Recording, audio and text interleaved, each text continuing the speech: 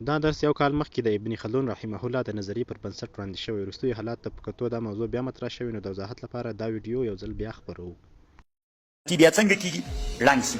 ځکه حکومت ړنګېږي، ځکه چې کله پرېکړه وکړي د ځان سره وي د عواید لږ دي، نو پیسې د غریبانان نه دي حکومت کې، داسې د مجاهدین چې دروازو مروازو باندې ولاړ دي، دوی د څه سترګه باندې ورته ګوري؟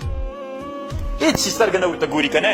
ځکه بیا خو دوی فکر کوي چې حکومت موږ په منځ ته راولې. دا غټایټ څه دي؟ بیا طالبانو دوی وایي چې دا پیسې باید موږ غټایټو ته بس. نو بیا داسې چلو کې حکومت را جوړ شي، شورا جګه شي، بیا وایي چې دومره پیسې عواید دي، په دومره نفرو باندې بس کېږي، دومره نفر تېر نه وباسي. څنګه یې کړه تېر نه؟ او ویې ویستل څوک؟ مخلص خلک. دا عادت نه د حکومت، څوک تېر باسي دروازو مروازو کې چې ولاړ وي، هماغه د دروازو خلک څوک هم. محترم ورونو، تاسې هغه کلیپ واورېدو کوم چې په اوس وخت کې د اوس حالاتو مطابق غلط تعبیر شوی ده. اول خو ډېر خلک په دې اډې باندې خفه دي چې ولې شیخ صاحب دا خبرې کړې دي. البته واضح لیکل شوي چې دا د تېر کال د ابن خلدون رحمه الله د نظریې مطابق له درسو چې کوم کلیپ جوړ شوی، البته چې پوره درس نه وي، نو بعضې خلک یې غلط تعبیروي، بعضې بیا سم تعبیروي. نو هغه یو متل هم مخکې وایي، بیا د ویډیو ډېره معافي وایي، تو غوږ د سپي ووړ. نو موږ خلک موږ ټولنه داسې ده چې غوږ ته لاس نه ورلي، په سپي پسې منډې وهي. نو دوی ځان نه پوه کوي، دوی په اصلي موضوع باندې نه خبرېږي. اول خو زه دا وایم چې ابن خلدون رحمه الله چې کوم کتاب لیکلی ده، دا د اسلامي نظام د بقا او د خیرخواهي لپاره لیکلی ده. بس حماسی شیخ صاحب تشریح کړی ده او وضاحت یې ورکړی ده. نو دا د دې لپاره وضاحت ورکړی ده، دا د اسلامي نظام د بقا او د دوام لپاره ورکړی ده. ځکه په ابن خلدون رحمه الله په دغه مقدمه کې د حکومت جوړونې، سیاستپوهنې مکمله وضاحت شوی ده. نو په داسې یو برخه د دې کتاب ده چې حکومتونه څنګه دوام کوي او څنګه بقا ته رسېږي. وروسته کې دا تشریح شوي چې حکومتونه ولې ړنګېږي، څنګه ړنګېږي. هر حکومتونه د ړنګېږي، ډېر موږ ولیدو. نو نور مو وخت نه نیسم، اصلي موضوع ته راځو. کوم درس چې مخکې مکمل هم دا موضوع کې تشریح شوې ده، یو خو تاسې ټول دا واورئ، او وروسته کې زه لینک اچوم چې په هغه کې د ابن خلدون رحمه الله مکمل درسونه تشریح شوي دي، بیا هغه هم تاسې واورئ. هم په علم کې ډېر والی راسي، وضاحت ورته وشي. ورونو علامه عبدالرحمن ابن خلدون رحمه الله په دې نن داس کې په دې باندې بحث کوي چې د بادشاهي طبیعتونه کم دي، یعنې کوم شیان د بادشاهي طبیعتونه دي. نو دا د سره زده کړې ډېر مهم بحث ده. اول غوښتنه د بادشاهي او طبیعت د بادشاهي هغه انفراد بالمجد ده. مخکې موږ تاسې خبر وکړه طالبانو ورونو، کله چې تړون منځته راغی او دا تړون کرا غټ سو تر دې پورې چې د تړون مشر یې د چا په ګدۍ کېنو، د واک په ګدۍ چې کېناسته. موږ پرون سبق کې ویلي ول، یوه خبر مو کړې وه، که د تاسې په یاد وي داسې مو ویلي ول، دا بادشاهي چې ده دا خاصه د انسان ده، او دا خیر چې ده په بادشاهي کې دوه صفته دي، یو د خیر ده، یو د شر ده. نو د بادشاهي اولینی صفت دا ده، تقاضا او غوښتنه یې دا ده چې انفراد بالمجد کوي. دی خو چې تړون جوړ سو راګدۍ باندې رغټېده د واک په ګدۍ کېناسته، چې کېناسته انفراد بالمجد دا معنا دی وایي تنا به زه لوی یم بل لوی نه منمه. دا د بادشاهي طبیعت د طالبانو ورونو. بیا په بادشاه باندې چې د واک په ګدۍ کېناسته، ابن خلدون وایي په ده کې صفات حیواني را پیدا سي، کبر پکې پیدا سي، ننګ پکې پیدا سي، مشري خوند ورکي، او څوک چې د ده سره په لویي کې ځان شریکوي هغه نه پرېږدي. هر څوک چې له ده سره ځان په لویي کې څنګه کوي، شریکوي، نو هغه هم ده ته خوند نه ورکوي. دی نه غواړي چې چا سره مشوره وکړي. دا طبیعت دی د بادشاهي، دا د مشوره بده پې لګېږي. شورا چې وي ړنګه یې کي، د دې په خاطر یې ړنګه کي ځکه د بادشاهي مزاج انفراد بالمجد ده. دی داسې خوښوي چې ما سره به په بادشاهي کې بل څوک شریک نه وي، ما ته دې څوک څه نه وایي، زه پوه سه دما فیصله پوه سه، ځکه بادشاهي دما حق ده، هره فیصله چې زه کوم زه به یې کومه. دا د بادشاهي او طبیعت د طالبانو دې ته متوجه سي. ابن خلدون وایي رحمه الله انفراد بالمجد کوي. انفراد بالمجد دا معنا دا لویي کې تنها ځان لوی بلي، که څوک مشوره ورکوي، که څوک د خیر خبره ورته کوي، دا یو هم نه مني، ټول له منځه یوسي هېڅ. او بل څه ده په دې دا د بادشاهي هغه یو دانه طبیعت ته چې دې ته موږ انفراد بالمجد وایو. تاوان یې څه دی د انفراد بالمجد؟ تاسې طالبان ورته متوجه سئ. په خبر خو پوه شوئ چې د بادشاهي مقصد څه سو؟ انفراد بالمجد، یعنې تنا دی ځان لوی بلیږي، بل هېڅ چا خبر نه مني. بس که مشوره ورکړي بده پرې لګېږي، غوسه ورسي، ته چې څه ما ته دا خبره کوي، لوی سړی خو زه یم، دما خبره دې ومنل سي دي تا نه. د دې یو تاوان دا د طالبانو ورونو د انفراد بالمجد. مثلا دا تړون کې منځته راغلی، په دې تړون کې 100 نفره مشران دي. څوک دي؟ 100 نفره مشران دي. نو چې کله یوه مسله رامنځته سوله، نو دا 100 نفره مشرانو کې دوی یوه خبره ورته وکړي، دا د تړون مهم ملګري څوک وکړي، یوه خبره وکړي. چې خبره ورته وکړي، نو دا بادشاه باندې دا بده لګېږي، وایي چې نه تاسې خبر نه منم، دما څوک به منل کېږي. دما خبر به منل کېږي د تاسې خبر نه منل کېږي. دلته په تړون کې څوک راځي کرا ځکه د تړون کې چې دا 100 نفره یو فیصله وکړي د شورا ملګري د تړون ملګري هغوی چې دا فیصله وکړي بادشاه ته راوړي بادشاه ته چې وړاندې کړي بادشاه وایي دا زه نه منمه دما به منل کېږي داسې به کېږي. نو دی انفراد بالمجد کوي تقاضا خو د بادشاهي موږ څوک ویلې لویي به تنا دمای د بل چا خبر به نه منل کېږي. نو چې دا یوه خبره ونه منل سوله دلته د دې تړون ملګري څوک سي خوابدي سي.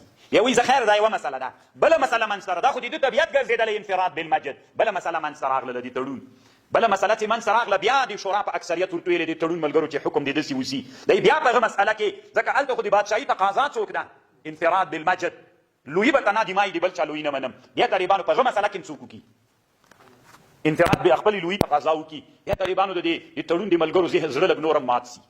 بیا درېمه مسله منځته راسي ځکه حکومت ته حکومت کې ډېرې مسلې وي. بیا بله مسله منځته راسي کله چې بله مسله منځته راغله په هغې کې شورا ټول یو طرف ته څوک بیا بادشاه خو د بادشاهي تقاضا خو انفراد بالمجد ده. بیا په بله مسله کې هم دی وایي نه دما خبر به منل کېږي بله خبره نه منو تاسې بیخي منم نه. نو دلته طالبانو بله مسله کرا د تړون او د شورا د ملګرو زړه څنګه سي مات سي چې مات سي بیخي درته څوک نه ورکوي مشوره نه ورکوي ځکه نه منل کېږي چې مشوره نه منل کېږي نو مشوره نه ورکوي چې نه یې ورکوي طالبانو نو دی وایي چې د ټولې خبرې د بادشاه منل کېږي تر اوسه خو د سختیو دپاره زه ساتل سوی یم ستړي خو ما تېروله نو بادشاه تانکې بادشاهي انفراد بالمجد راوسته موږ ته بیخي د سړیتوب په سترګه نه ګورې. نو دلته د بادشاهي د دې تړون نه یو نفر راوځي کیني زه نوره بادشاهي نه کوم ته پوهېسه کار دې پوهېسه زړه یې مات سي.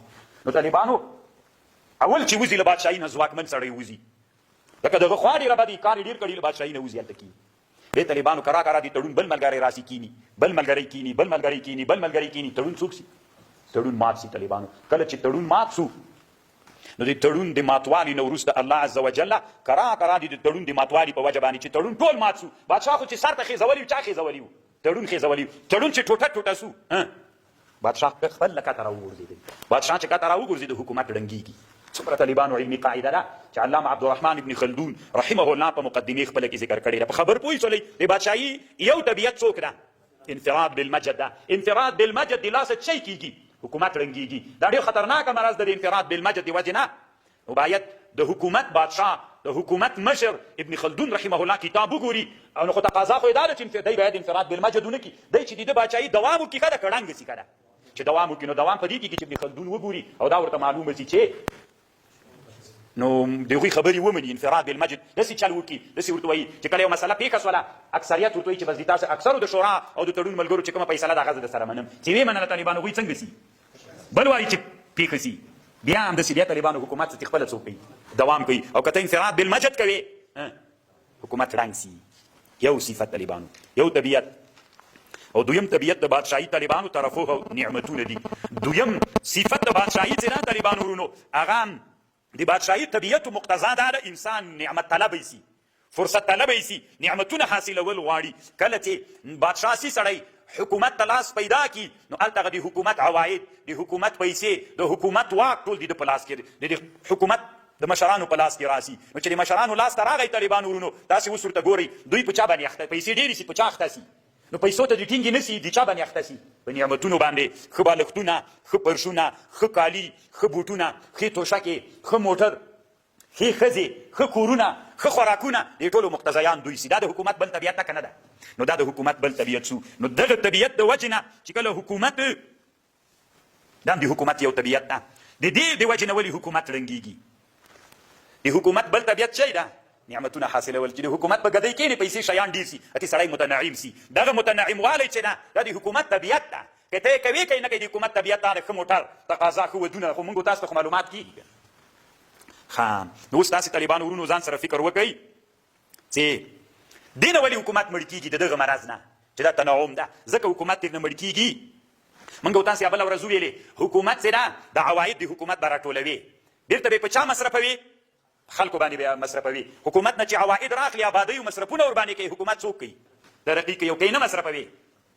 اوس کوم عواید ته راټولوي ته فرض که مثلا د افغانستان ملت 40 میلیونه نفوس لري 10 لکه انسانان د چا په ګدۍ ناست دي حکومت په چا ناست دي په حکومت. د حکومت طبیعت شی ده دویم طبیعت نعمتونه حاصلول ښه خوراک ښه واده ښه فرش ښه کاسه هر څه شی ښه کالي ښه خرچې ښه خوراکونه د حکومت طبیعت سو. نو اوس دا مرض ولې حکومت ته تاوان کوي؟ د حکومت دغه طبیعت حکومت ړنګوي. ولې ړنګوي؟ ځکه کوم عواید چې ته راخلې هغه په چانو مصرفوې؟ په خلکو باید مصرف کړي، بیا حکومت دوام کوي. که په خلکو یې مصرف نه کړي، په چا یې مصرف کړي؟ ځکه چې دوی متنعمین سي، خرچه دوی ډېره غواړي، نو څوک به کوي؟ په دوی به یې مصرف کړي. چې په دوی دې مصرف کړل نو ملت څوک پاتې سو؟ وږی غریب پاتې سو. بل دا د طالبانو ورونو اوس مثلا چې دوی کراسه کالي خو لږ متنعمین دي، کال ته تر دې هم لوی متنعم کېږي. بیا طالبانو د حکومت مشر ته ورسي، دا یو وزیر داسې ورته وایي چې والله چې د ما ډېر مېلمانه دي، پیسې مې نه بس کېږي. نو ورته طالبانو مخکې 15 لک روپۍ 10 لک روپۍ ورته څوک دسترخوان کړ. دی ورته وایي چې د ما تنخوا کمه ده، ده ته یې زیاتې کړي، ده همداسې راځه کال په کال باندې د دوی هغه پیسې بس کېږي 1 لک روپۍ که نور هم زیادت کړي. لکه د حکومت تقاضا څوک ده؟ تنعم ده. همداسې طالبانو ډېرېږي. عسکر وایي چې د موږ تنخوا نه بس کېږي، هغه وایي چې د موږ ډوډۍ نه بس کېږي، هغه وایي چې د موږ خوراک نه بس کېږي، هغه وایي چې د موږ لباس ښه نه ده، له دې نه دې ښه شي. نو دا طالبانو تېر کال مثلا د دې مملکت هغه چې وي مصرف چې وي هغه څومره وي؟ دغه وطن مصرف طالبانو دومره اندازه قدر ته وي، مثلا ته فرض کړه 1 میلیارډ افغانۍ مصرف، دومره فرض کړه 1 میلیارډ افغانۍ مصرف. دلته چې کال ته د 10 لکه کسانو ته تا څوک وکړه؟ زیادت یې ورته وکړه، مثلا نصف نیمایي میلیارډ روپۍ نورې په خلکو اخیستلې. دا نیمایي میلیارډ روپۍ به ته اوس له کومه کوې چې هر یو ته د نوي پیسې مقررې کړې؟ ځکه دوی خو په یو حال نه پاتې کېږي. کال ته نور تنعم غواړي، بل کال ته یې نور غواړي، بل کال ته یې نور غواړي. نو چې راتلونکي کال ته دوی ته د تنخواوې پیسې، دسترخوانونه، موټر، دا شیانو اجازه دې ورکړله، نو دویم واده کومه دومره روپۍ راکړه. نو دا چې ته اوس راټولوي 1 میلیارډ مثلا کېږي، دا 1 میلیارډ به له کومه کوې؟ خلکو نه به یې راټولوي، دا نه به یې راټولوي خلکو نه. مصرفوي به یې بېرته په چا؟ دا نه په حکومت. ملت څومره ملت ده؟ 40 میلیونه. نو 40 میلیونه انسانانو باندې څو روپۍ مصرف شولې؟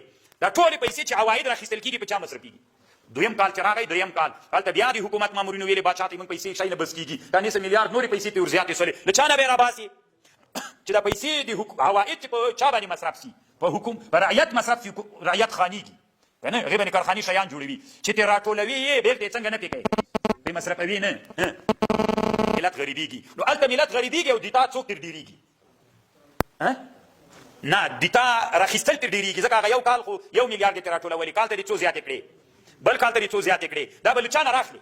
خو له همدغه ملته به یې راټولوي. چې ملت یې راټولوي خورې ته، کال په کال دیتا تنعم زیاتېږي او ملت غریبېږي. نو چې ملت غریب سو، طالبانو په خپله باندې حکومت څنګه کوي؟ څنګه چې حکومت ضعیف سو، طالبانو بس څوک کېږي؟ حکومت د ړنګېدلو خواته ځي. حکومت ذاتي بیا څنګه کېږي؟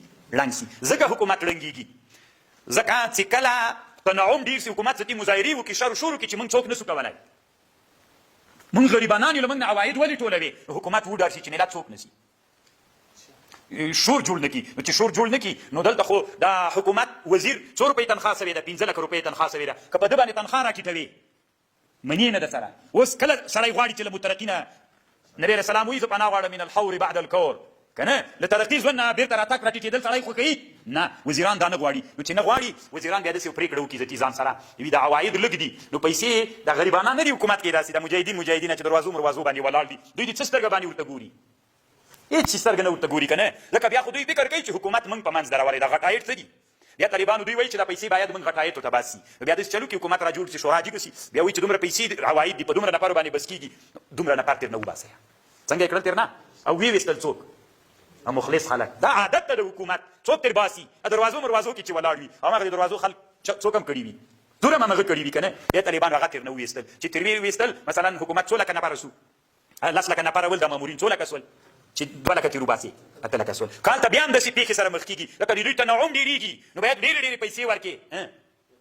هلته بیا پیسې پوره کېږي نه، نو بیا به یې څوک باسي؟ 2 لکه به کال ته باسي. همداسې چې کرا کرا باسي. حکومت خو چې ټینګ کړي وو، چا ټینګ کړي وو؟ د غټایټو ټینګ کړي وو، افرادو ټینګ کړي. نو که دا وایي اوس ذاتي دښمن را روان سي، هر حکومت څوک لري؟ دښمن لري. دا دښمن چې را روان سي، طالبانو ذاتي د جنګ څوک نه وي، ملت هم څوک سوي، سخت غریب سوی، له حکومت نه خوشحاله که خفه یي، که نه؟ ځکه ما درته ویلي چې د حکومت پیسې په چا ولګېږي؟ په حکومت ولګېږي، حکومت خوشحالېږي. چې عمارت و آبادۍ ونه سي، حکومت د دې حکومت نه څوک سي؟ ملت ناشکره سي. چې ناشکره سي، طالبانو له چا سره مولا تړي؟ دښمن سره. چې ملت داسې در باندې را روان سو، تا کې خو غټایټ خو نه دي منډي، که نه؟ هغه داسې متنعمین ګرځېدلي، حکومت څوک وګرځېږي؟ نسکور. چې هغوی روان سو، د مقاومت څوک یي؟ غټایټ خپله غټ جنګ کوی سي، د غټ بچی جنګ کولی سي، د غل مسی، د هغه ورور هغو طالبانو متنعمین وګرځېدل، هغوی ته نور مرګ خوند نه ورکوي. مرګ چېرته خوند ورکوي؟ څوک سي؟ حکومت ونړېږي. طالبان څومره خوندوره خبره ده. دا د حکومت دویم طبیعت سو. دریم، طالبانو د حکومت مقصد هغه آرام و سکون ده، دا بل طبیعت ده. د حکومت منځ ته راتلل طالبانو څوک غواړي؟ نه اولې چې راولي ستړي سخته ستړي تېرېدل غواړي دومره ستړي به ته تېروې چې څوک راولي ستړي به تېروې د ستړي په نتیجه کې دا تړون منځته راورسېږي تړون واکمن وګرځېږي نو چې تړون واکمن وګرځېدی نو دلته طالبانو د حکومت طبیعت دا ده چې خو دوی ډېره ستړي تېره کړي اوس څوک غواړي هر څه ورته برابر سي مزدوران دي دوی وي پیاله هم دته بل څوک ورکوي چې اوبه وچکه که نه هر څه بل څوک ورته کوي نو څوک وګرځېږي قضا لري نو چې ارام و سکون څه ورته کله چې د بادشاهي طبیعت ارام و سکون سي هغه راغلی دا څوک سپین ږیري راغلي دا د پلانکي شهید پلار ده او هغه مور یې ده او زوی ده وزیر صاحب سره همکار ورته وایي هغه ویده ده که نه نو څوک سو تا سره چا قرباني کړې وه چې ته وزیر سوی نن ته چې والي سوی ته چې نن بادشاه سوی چې ته نن ولسوال سوی او د تا تقاضا د حکومت طبیعت شی ده ارام دروازه کې هغه ویده ده بیا هغه بل یتیم راغلی دی تا ملګري څه و چې تا سره ډرون وویسته ورته یې ویده ده بیخي سته ده ناویده ده که زه صحیح د لاړ هغه د پلانکي شهید چې هغه استشهادي عملیات یې وکړي د هغه زوی راغلی ده یتیم زوی ده یو مور ورسره راغلی ده زمی را روان درته مې نه ویله چې هغه ویده ده دی څوک غواړي ارام و سکون غواړي دته خپله ښځه ډېر خوند ورکړي دته خپل بچي ډېر خوند ورکړي چاغ چاغ یې کړي پسونه ولاندې ورته کوي که هغه یتیم خاورې خوري کار چې خوري خو د حکومت تقاضا شی ده درېیم طبیعت ارام و سکون ده دغه ارام و سکون طالبانو په چا کې ډېر دي د حکومت طبیعت ډېر سو طالبانو دا حکومت چې ګټي نرانې ګټي که ماشومانو ښځې ګټي نرانې ګټي که نه نو سړی چې ډېر ارام و سکون کوي دا ډېر ارام و سکون د نر صفت ده که د ښځې نو کرا کرا په دغې هم د چا صفت پیدا سي د ښځې صفت پیدا سي نو چې د ښځې صفت کرا کرا پکې پیدا سو بیا طالبانو د دې نو خو سړی چې ډېر سکون طلبی سي ډېر ارام طبیعت طلبی سي نو دا د ښځو صفت پکې پیدا سي د ماشومانو صفت پکې پیدا سي نو ښځو ماشوم طالبانو بیا مقابله کولی سي دا مقابله او دا ستړي تېرول دا د چا کار ده د سړیو دنه څوک جوړ سو مقابله د چا کار ده د نرانو دنه څوک جوړ سو ښځه نو ښځه تېر جوړه سوله اوس هر حکومت دښمن لري چې دښمن را روان سي دی بیا مقابله کوی سي ولې لکه دنه ښځه جوړه سوله حکومت په خپله باندې څنګه کېږي ړنګېږي زه خو طالبانو دې سړي ته سخت احترام لرم او علم ته طالبانو که مونږ او دا مې اراده ده طالبانو اوس وردګ مولانا دې ما دا کتاب لیکي دې ما دا اراده ده طالبانو ورونو چې الله پاک علما دا راسره ومني چې د کتاب په نصاب کې داخل کړو ان تاسو فکر وکړو که مونږ تاسې په دغه کتاب باندې علمي لاړ شو مونږ نظام به چپس بس طالبانو ورونو د دې درس مقصد داسې ده حکومت دوه داسې مرضونه دي چې د هغو مرضونو له لاسه حکومت مړ کېږي علامه عبدالرحمن ابن خلدون وایي دوه داسې حکومتونه دي چې د هغې حکومتونو له لاسه څوک مړ کېږي دوه داسې مرضونه دي چې د هغې مرضونو له لاسه حکومت مړ کېږي دا دواړه مرضونه څه شی دي طالبانو یو مرض دا مرض ده چې د تړون ملګري کوم کار چې د دوی مربوط ته دا بل چا ته حواله کړي دا د تړون ملګري څه دي چې دا حکومت یې د هدف ته راورساو که د حکومت ملګرو هغه کار چې د دوی مربوط ته دی چا ته حواله کړ بل چا ته یې حواله کړ دا نظام ختمیږي تاسې ما خبر پوه شولئ مثال یې درته وایم تاسې د دې ته ډېر فکر وي دا کافران یو نارې موږ ته ډېر راوهي د افغانستان کې د داسې حکومت جوړ شي چې څوک وي همه شموله وي همه شموله مقصد دا ده د ابن خلدون څه ده دا د دوی کافران داسې خطرناکه پوهان لري د هغوی مشورې اوري په هر باب کې خپلو حکومتونو ته مشورې ورکوي د هر باب پوهانو نه مشورې غواړي ادیماو د تا غوندې قمقلان نه دي هغوی داسې کوي طالبان ورونو همه شموله حکومت دا د ابن خلدون رحمه الله د قاعدې سره خلاف ده ته ورته غوږ ونیسه هغه څنګه هغه داسې ده هغه کار چې د تا کار ده په بل یې مه کوه که بل ته دې وسپاره د تا نظام څنګه کېږي دا داسې یو مرض ده په دې مرض چې حکومت اخته سو دا حکومت چپه کېږي زه اسانه پوښتنه درنه کوم طالبان ورونو کله چې حضرت موسی قرآن ورته استدلال کوي کله چې حضرت موسی علیه السلام بني اسرائیلو ته وویلې راځه موږ او تاسې لاړ سو الله امر راته کړی چې بني اسرائیلو د جبارینو سره جهاد و مقابله وکړي نو هغه څه ورته ویلې د بني اسرائیل ورته ویلې ان فیها قوما جبارین هلته خو قوم جبارین دي موږ له هغوی سره جنګ نشو کولی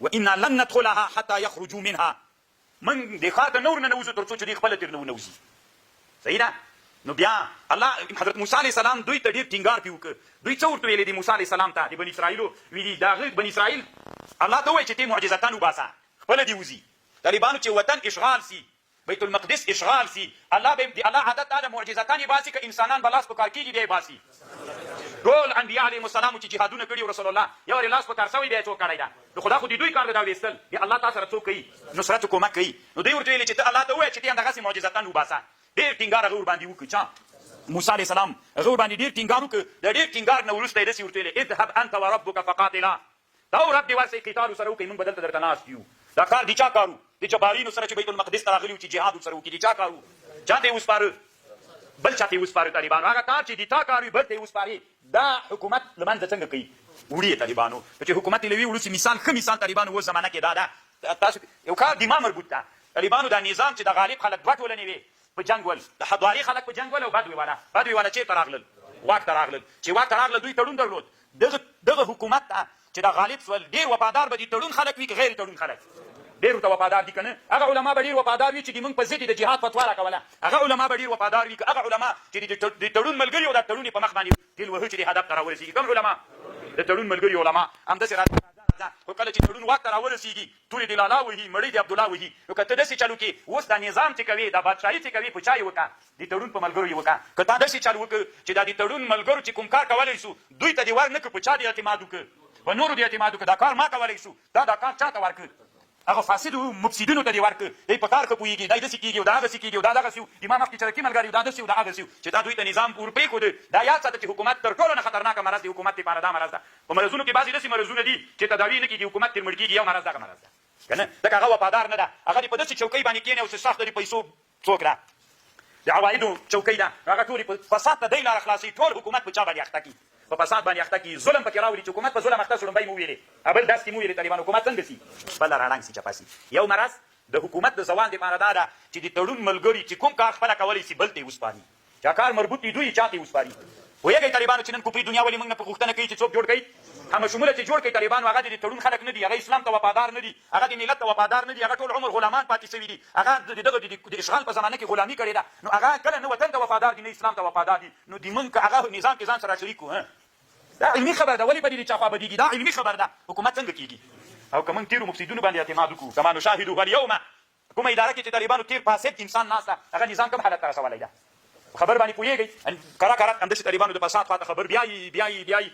هغه چې زه کولی سم اول خو دا تړون چې ما را روانه و، ولې په دې تړون کې دا فکر نه کوو چې موږ چا ته رسېږو؟ بادشاهي ته رسېږو. هغه زمانه کې مو ولې دا د خپل تړون ملګري د هغو اداراتو دپاره نه تربیه کول؟ ولې مو په نصاب د مدارسو کې د مکاتبو کې هغه علوم نه داخلول چې موږ څوک کړي وای؟ ولې مو انحصار مو کوو؟ ولې مو دغه فکر د ځان سره نه کوو چې حکومتولي په چا کېږي؟ کوم علوم ورته پکار دي؟ کوم ضروريات هغه مو چې کړي واک ته رسېدلي ټول به مو جارو کړي و، نیغ به په واک باندې ناست ولو. زموږ نظام به له چا نه ساتل شوی وو؟ مفسدینو. اولنی مرض د حکومت د زوال کوم یو ده؟ هغه واک چې د تا ده بل ته هغه کار چې د تا مربوط ده بل ته وسپاري. حکومت رنګ شو، د بني اسرائیل حکومت رنګ شو که نه؟ دا یو. دویم شی د طالبانو دا هم ډېر خطرناک ده. طالبانو خو الله دې رحم کوي. دا دویمه دا ده طالبانو چې حکومت له خلکو نه عواید راټولوي. د عواید راټولول طالبانو دا د انسانانو ذلت ده. څوک ده؟ انسانان، غیرتي انسانان. بیا د افغانستان غوندې خلک غیرتي انسانان طالبانو چې شی راخلي دا ځان ته دا ذلت بلي. نو چې ذلت یې وبلې نو په دې ناراضه کېږي. دغه ناراضۍ طالبانو اوج ته رسېږي، دا سبب د سقوط د نظام ګرځېږي. خو ابن خلدون یوه خبر کوي، که ته له یوې ټولنې نه حکومت په خپل ماتحت او رعیت نه عواید راټولوي، د عوایدو په مقابل کې کار ورته کوي، بیا حکومت نه خفه کېږي. ځکه چې شی دې ترې راواخیست وایي خلک نه خفه کېږي. چې شی دې ترې مثلا د ښاروالۍ صفایي، د ښاروالۍ کې طالبانو یو دا ده چې د خلک د سړکونه صفا کوي، دې صفا کولو پیسې له دوکاندارانو نه راخلي. دا عواید شول که نه شول؟ دغه عواید چې دوکاندار نه راواخیست په مقابل کې بېرته څوک ورته پاک کړ؟ لیکتیو سړک، بیا یې خوا نه بدېږي، ځان ته څوک نه بلي، ذلت یې ځان ته نه بلي. که تا د خلکو نه عواید راټولول او په مقابل کې د څوک نه ورته کو، کار دې نه ورته کو. علامه ابن خلدون رحمه الله وایي دغه غیرتي انسانانو کې عادت دا ده چې دی څوک نه خوښوي. دا ذلت د دوی ته ذلت نه خوښوي. دا دویم سبب د سقوط د نظام ګرځېږي. بیا طالبانو موږ په دې پوه یو چې نظام حکومت کوم مرضونه لري چې له هغو مرضونو نه څوک کېږي. حکومت مړ کېږي، باید موږ هغې ته کار وکړو چې دا مرض لږ ګراف جګ سي، بېرته یې راټیټ کړو. مثلا هغه ولینی له اوربینس حکومت چې له هغه مرض مړ کېږي چې ته مرض ونه پېژنې، نو څنګه به یې تر وساتې؟ په چا کې پېژندل کېږي؟ ابن خلدون په دایسل کې پېژندل کېږي. اوس مثلا ته په دې باندې چې پوه شې چې دا ډېر مهلک مرض د حکومت یې مړ کېږي، هغه کار چې ته کولی شې بل ته یې مه ورسپاره، د حکومت تړون ملګرو ته یې ورسپاره، بل ته چې ورسپاري حکومت یې مړ کېږي. دا قاعده باندې چې ته پوه شې بیا ورسپاري. که یې ژوندی مثال وینو موږ او تاسې وینو یې که یې نه وینو، نو الله دې رحم وکړي طالبانو. بل دا ده چې عواید راټولوي په مقابل کې خدمت نه وي. ابن خلدون وایي له دې نه حکومت مړ کېږي. دا هم ډېر مهلک مرض ده د حکومت لپاره. او که په مقابل کې خدمتونه ورته وکړي بیا لکه الحمدلله طالبانو اوس اکثرو ځایونو کې د عواید چې راټولېږي بېرته څوک کېږي؟ کار ورته کېږي. مثلا بله ورځ چې زه تلم د غزني او د کندهار په لاره باندې لازې لګېدلې وې. اول خو دې خوند راکړو چې دا افغانستان کې دا فکریانه وه بیخي.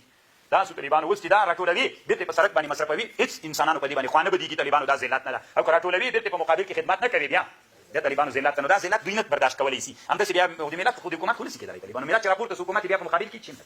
بس